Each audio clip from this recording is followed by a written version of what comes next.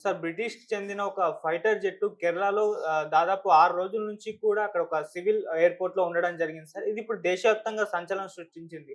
అంటే ఒక బ్రిటిష్ చెందిన యుద్ధ విమానం కేరళలో అది కూడా సివిల్ ఎయిర్‌పోర్ట్‌లో ఉండడం ఏంటి అంటూ చర్చించుకుంటున్నారు. దీనికి గల కారణం ఏంటంటే ఎందుకు అక్కడ ఈ ఫైటర్ జెట్‌ని పెట్టారు? ఏమన్నా జరగబోతుందంటారా? మరి దీనికి సంబంధించి ఎటువంటి ఇన్ఫర్మేషన్ ఉంది సార్? యాహ్! ఇప్పుడొక 6 రోజుల నుంచి ఒక మన దేశంలో ఒక సంచలనంగా ఉన్న విషయం ఏందంటే, బ్రిటిష్‌కి సంబంధించిన ఫైటర్ జెట్ ఎఫ్-35బి ఈ ఫైటర్ జెట్టు తిరువనంతపురం ఇంటర్నేషనల్ ఎయిర్‌పోర్ట్‌లో 6 రోజుల నుంచి ఉందన్నమాట. ఎందుకిక్కడ దీన్ని దింపారు? ఇది యుద్ధ విమానం అసలు బహిరంగంగా ఇది కనపడదు ఎప్పుడు గాని. ఇలాంటి బహిరంగ ప్రదేశాలు అంటే ఒక ఎయిర్‌పోర్ట్ అంటే ఓపెన్‌గా ఉంటుంది. Civil airport. ఇక్కడ ఈ యుద్ధ విమానం దింపరు. ఇక్కడంతా కూడా ప్యాసింజర్ విమానాలే ఉంటాయి. ఇలాంటి చోట ఒక యుద్ధ విమానం 6 రోజుల నుంచి, అది కూడా ఒకరోజు ఏదో పొరపాటున దిగిందంటే మళ్ళీ తీసుకొని వెళ్ళిపోయి ఉండాలి. 6 రోజుల నుంచి ఎందుకుంది? పైగా ఇది మామూలు విమానం కాదు. $100,000,000 ఒక విమానం ఖర్చు. దాని తయారీ ఖర్చంతా $100,000,000 అంటే మన కరెన్సీలో చెప్పుకోవాలంటే 865,00,00,000 ఒక విమానం ఖర్చు.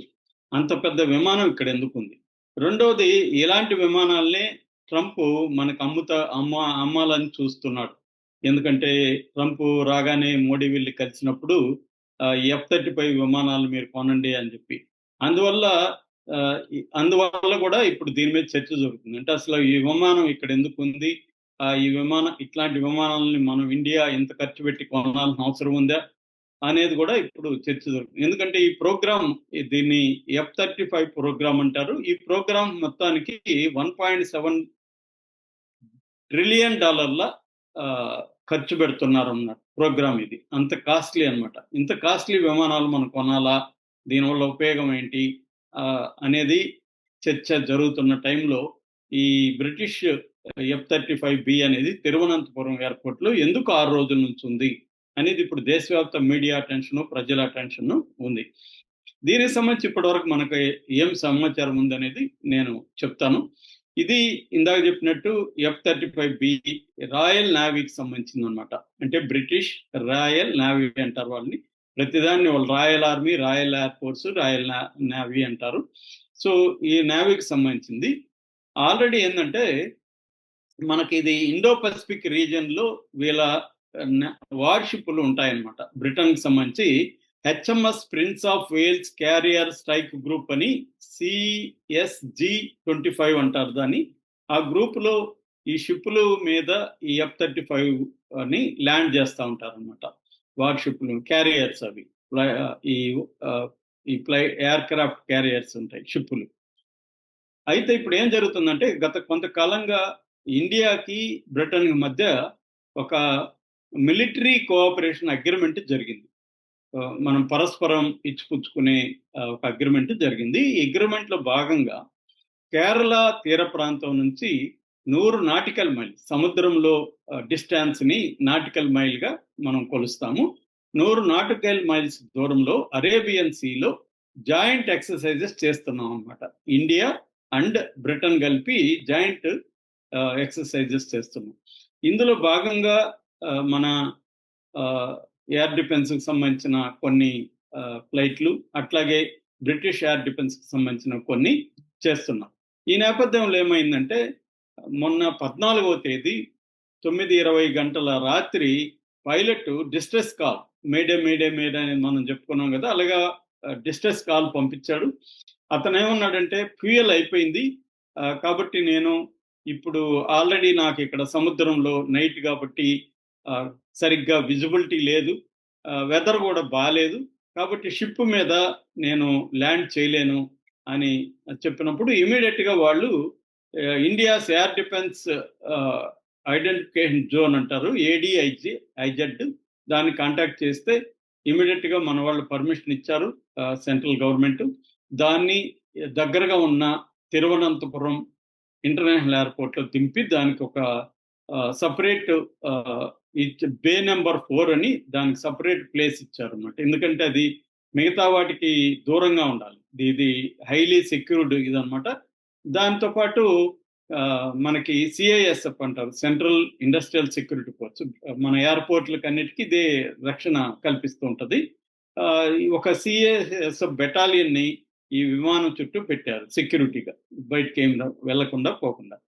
అలాగే దీంట్లో crew captain Fred, captain Mike, తర్వాత ఒక 6 మంది టెక్నీషియన్లు, వీళ్ళందరికీ కూడా ఒక ఇంటర్నేషనల్ స్థాయి అకామిడేషను, వెస్టర్న్ స్టైల్ ఫుడ్ అవన్నీ కూడా ఎయిర్పోర్ట్లోనే కల్పించారనమాట వీళ్ళకి. సో ఇప్పుడు మామూలుగా అయితే ఫ్యూయల్ అయిపోతే ఇండియా ఫ్యూయల్ కూడా నింపింది, మరుసటి రోజు వెళ్ళిపోవాలి ఇది, కానీ వెళ్ళిపోలేదు. వెళ్ళిపోకపోవడానికి కారణం ఏంటంటే వీళ్ళు తర్వాత రోజు వచ్చి దీన్ని మొత్తం పరిశీలిస్తారు. మామూలుగా అక్కడ గ్రౌండ్ స్టాఫ్ అంతా కూడా ఇచ్చారు. సో వాళ్ళు వచ్చి చూస్తే దీంట్లో హైడ్రాలిక్ సిస్టమ్ ఫెయిల్యూర్ కనిపించింది. సో హైడ్రాలిక్ సిస్టమ్ ఫెయిల్యూర్ ఉన్నప్పుడు దీన్ని గాల్లోకి తీసుకెళ్లి మళ్ళీ షిప్ మీదకి తీసుకెళ్ళడం కష్టం అవుతుంది. అందువల్ల ఇక్కడే రిపేర్ చేయాలి. దాంతో ఏమైందంటే వీళ్ళ రాయల్ నేవీ మెర్లిక్ హెలికాప్టర్, ఒకటి మిలిటరీ డిఫెన్స్ హెలికాప్టర్ వచ్చింది. ఇక్కడున్న పైలట్ ని రిలీవ్ చేసి, ఈయన అలసిపోయాడు కాబట్టి ఈ పైలట్ ని రిలీవ్ చేసి కొత్త పైలట్ ని తీసుకొచ్చారు. అట్లాగే రిపేర్ టీముని తీసుకొచ్చారు. కానీ రిపేర్ టీము ఇప్పటి వరకు రిపేర్ చేయలేకపోతుంది. ఎందుకంటే హైడ్రాలిక్ సిస్టమ్ ఫెయిల్ అవ్వడం అనేది చాలా ఇబ్బందిగా ఉంది. ముఖ్యంగా control surface, ground handling, landing gear failure, lift systems ఇవన్నీ కూడా ఫెయిల్ అవుతాయి హైడ్రాలిక్ సిస్టమ్ ఫెయిల్ అయితే అన్నమాట. ఇవన్నీ చేయాల్సి ఉంది. ఎందుకంటే ఈ విమానం స్పెషల్ ఏంటంటే స్టెల్త్ విమానం అంటారు దీన్ని. స్టెల్త్ అంటే దీన్ని రాడార్ డిఫెన్స్ సిస్టమ్స్ పసిగట్టలేవు అనమాట. రాడార్ పసిగట్టలేదు. తర్వాత వీటికి సెన్సార్ ఫ్యూజన్ టెక్నాలజీ అని ఉంటుంది. అంటే సెన్సార్స్ ని చూసుకొని ఫ్యూజన్ టెక్నాలజీ ఉంటుంది. అలాగే ఎలక్ట్రానిక్ వార్ఫేర్ లో ఎక్కువగా వాడతారు. ఇప్పుడు ఏంటంటే ఈ విమానంలో అసలు భద్రత పరిస్థితి ఏంటి? ఇది పదే పదే రిపేర్లు వస్తుంది. దీని ఒకసారి రిపేర్ వస్తే దాన్ని ఇంకా తీసుకెళ్ళలేరు. దీనికోసం మళ్ళీ ఏం చేయాలంటే తరలించాలి ఎక్కడికైనా, వేరే ఇది పెట్టి. ఇది భయంకరమైన ఖర్చుతో కూడుకున్న పని. ఇలాంటి విమానాల్ని మనకు ట్రంప్ తగలగట్టాలని ప్లాన్ చేశాడన్న చర్చ కూడా ఇప్పుడు మోడీ వ్యతిరేకులు అందరూ కూడా, మోడీ దానికి ఒప్పుకొని వచ్చాడు.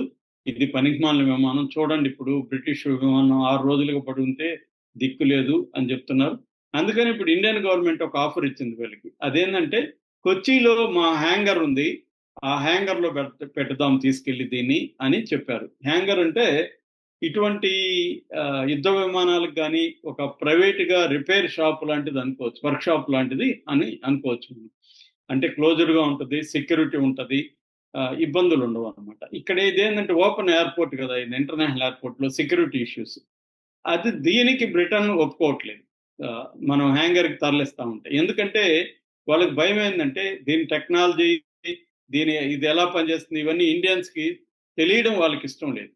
వాళ్ళు ఇవన్నీ చెప్పదలుచుకోలేదు ఇండియాకి. ఎందుకంటే అటువంటి ఒప్పందం ఏది ఇండియాకి బ్రిటన్ మధ్య లేదు కాబట్టి F-35 విమానాలను కొంటేనే ఆ టెక్నాలజీ కూడా వాళ్ళు మనకు అందిస్తారు, టెక్నీషియన్లు కూడా పంపిస్తారు తప్ప మనం కొనట్లేదు ఇవి బ్రిటన్ దగ్గర. మనం అమెరికా దగ్గర కొంటామని ఒప్పందం చేసుకున్నాడు మోడీ.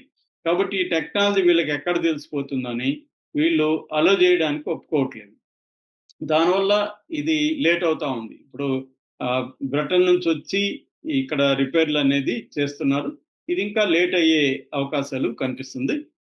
ఈ సందర్భంగా ఇంకోటి కూడా చెప్పుకోవాల్సింది ఏంటంటే ఇజ్రాయెల్ ఇరాన్ మీద కూడా ఈ F-35 విమానాలతో బాంబింగ్ అనేది గత కొంతకాలంగా 13 నుంచి చేస్తుందన్నమాట. సో అందువల్ల కూడా ఇది చర్చకు వచ్చింది. సో ఇప్పుడు ఈ కేరళలో ఇది ఎంతకాలం ఉంటుంది, వీళ్ళు చెప్తున్నదంతా నిజమేనా, ప్రజలు నమ్మట్లేదు. ఎందుకంటే ఇంకేదైనా కారణం ఉందేమో, మనకు అబద్ధాలు చెప్తున్నారు మీడియాకి.